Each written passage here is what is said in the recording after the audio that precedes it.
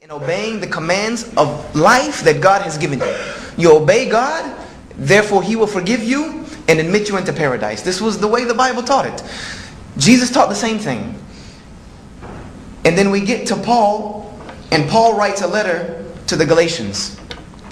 And in this letter of Galatians, Paul rebukes the church at Galatia by saying to them, pretty much, if you translate the Greek, it says, "Oh foolish Galatians." He calls them fools. He says, and he calls them fools because he asked them, why have you become so trapped up in this law? Why have you become so trapped up in this law, which is a curse? And Paul equates the law with a curse. And he says that this law is cursed. Therefore, Jesus came to free us from this curse by taking the curse upon Himself. And then Paul quotes a verse from the Old Testament where he says, "For surely everything that hangeth on a tree is cursed." Because even Paul himself in the New Testament says that the crucifixion was a stumbling block for the Jews. He says this thing, the crucifixion, is a stumbling block for the Jews.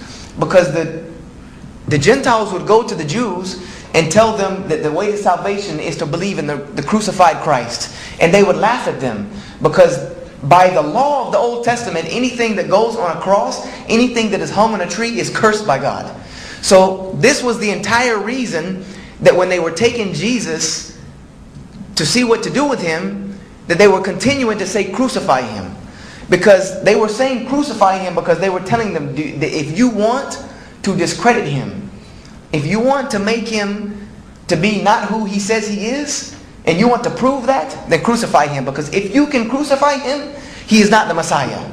By our own book, if you can crucify Him, He's not the Messiah.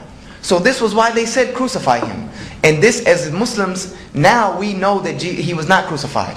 Because by God's own law, He could not be crucified if He was the Messiah. And we believe Him as the Messiah. So all these things came into huge conflict with me. This set off a whirlwind of conflict with me. So I was in a frenzy. And I started telling my friend, and he realized that I was in a Christian crisis, as to say. You know, I was in real crisis.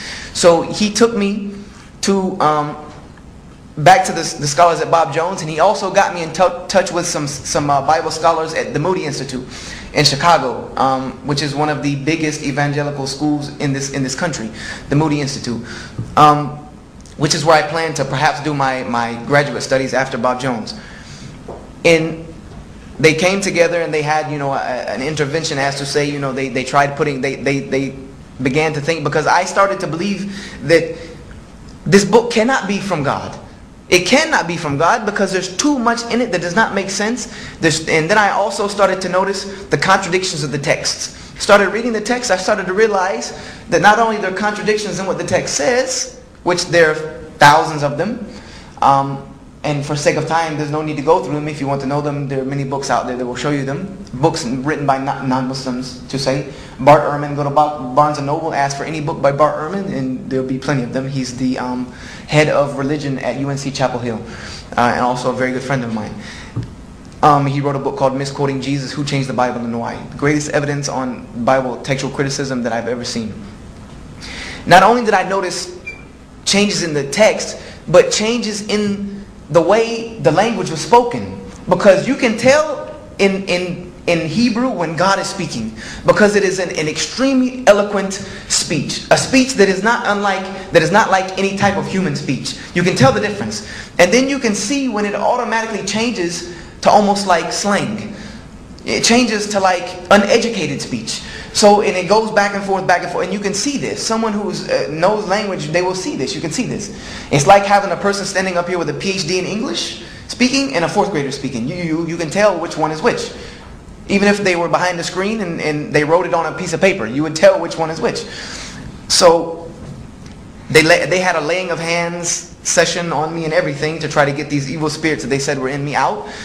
And I ended up talking to one guy at Bob Jones University, and I don't want to give out his name because he will probably not be very happy with me saying that he is the person who wrecked my faith in Christianity. And he will not be very pleased if I were to give out his name and accredit that to him, because he's probably still a professor at Bob Jones. But he sat me down and he said, you know what, Brother Joshua? You're seeing all these things that are happening, mistakes, things that don't make sense, things that don't look right. And he said, you're going to see it and you're going to continue to see it if you continue to read this book. He said, because this book was written by man's hands. And anything that has been touched by man's hands will have fingerprints still left on it.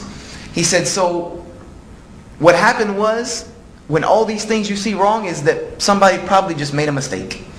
He said the copy of the copy of the copy, the scribe who copied this person, this, so on and so forth, probably one of them made a mistake, and somebody copied his mistake and made his own mistake, and then that person compounded the other person's mistake, and maybe somebody came back and corrected one person's mistake and then added his own.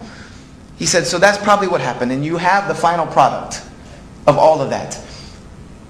And that just, I had to sit down and actually take that for a second, because I was fighting inside myself to try to keep this book at the status that it has always been in my home, the inerrant Word of God. This is how I was taught. Inerrant Word of God without error. Revealed by divine inspiration through men and transcribed onto paper. And I began to realize that this was not the case. So needless to say, and for the sake of time, I left Christianity altogether. I decided that I knew God existed. For that was for sure. I could look around me and tell God existed. That was a no-brainer. I knew God existed.